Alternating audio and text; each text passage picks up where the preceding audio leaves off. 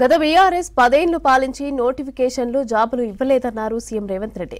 తాము వచ్చిన తర్వాతనే నిరుద్యోగులకు ఉద్యోగాలు ఇచ్చామని అన్నారు సీఎం. 10 ఏళ్లు పాలించి సిటీని డ్రగ్స్, గంజాయికి కేంద్రంగా మార్చారని అన్నారు సీఎం. కేటీఆర్ ఒక విషపురుగు అని అన్నారు సీఎం.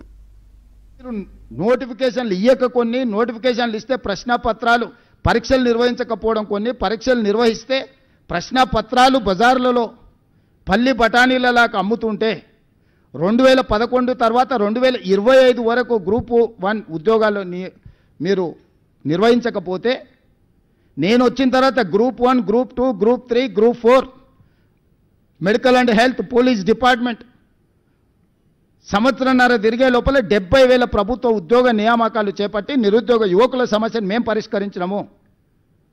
ప్రతి ఉద్యోగి మేము ఇచ్చిన వాళ్ళ వివరాలు ఈరోజు మీడియాకి ఇస్తాం, మేము ఎప్పుడు కావాలంటే అప్పుడు.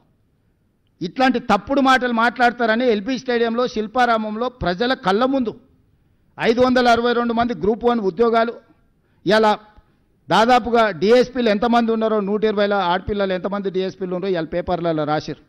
గ్రూప్ 2లో 783 మందికి మీ అందరి సాక్షిగా నేను నియామక పత్రాలు ఇచ్చిన. మెడికల్ అండ్ హెల్త్ కావచ్చు, పోలీస్ డిపార్ట్మెంట్ కావచ్చు, టీచర్లు 60 రోజుల్లోనే 11,000 ఉద్యోగాలు నోటిఫికేషన్లు ఇచ్చి పరీక్ష ఫలితాలు ఇచ్చి నియామక పత్రాలు అందజేసిన. ఈరోజు స్పోర్ట్స్ యూనివర్సిటీ మీరు స్పోర్ట్స్ని కంప్లీట్ నిర్లక్ష్యం చేశారు, మూసేసారు. ఏందయ్యా కేటీఆర్ ఈ నగరానికి తీసుకొచ్చింది ఒక గొప్ప వరం అంటే గంజాయి, డ్రగ్స్.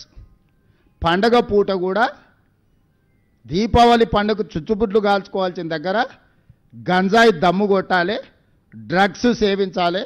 ఈ నగరాన్ని ఒక డ్రగ్స్ అడ్డాగా కేంద్రంగా మార్చిండు కేటీఆర్.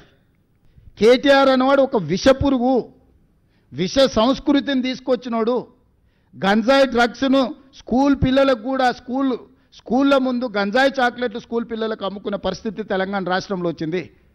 నేను నిర్దిష్టమైన ఆరోపణ చేస్తున్నా. నువ్వు కలిసి తిరిగిన కేదార్ దుబాయ్లో డ్రగ్స్ మోతాదు మించి చచ్చిపోయినట్టు రిపోర్ట్లు రాలేదా? నీకు అత్యంత సన్నిహితుడు కదా, నీ వ్యాపార పార్ట్నర్ కదా.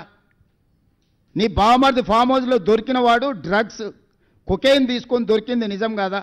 111 జీవోలో వయలేట్ చేసి వందలాది వేలాది ఎకరాలలో మీరు ఫామ్ హౌస్లు, మీరు మీ అనుచరులు ఫామ్ హౌస్లు కట్టుకొని నిబంధనలు తుంగలో దొక్కి హిమాయత్ సాగర్, ఉస్మాన్ సాగర్ని నిర్వీర్యం చేయాలనుకొని దాన్ని మూసేసి దాన్ని సర్వనాశనం చేయడానికి మీరు కంకణం కట్టుకుంటే పునరుద్ధరించడానికి ఈరోజు మేము ప్రయత్నం చేస్తున్నాం గోదావరి జలాలు తీసుకొచ్చి.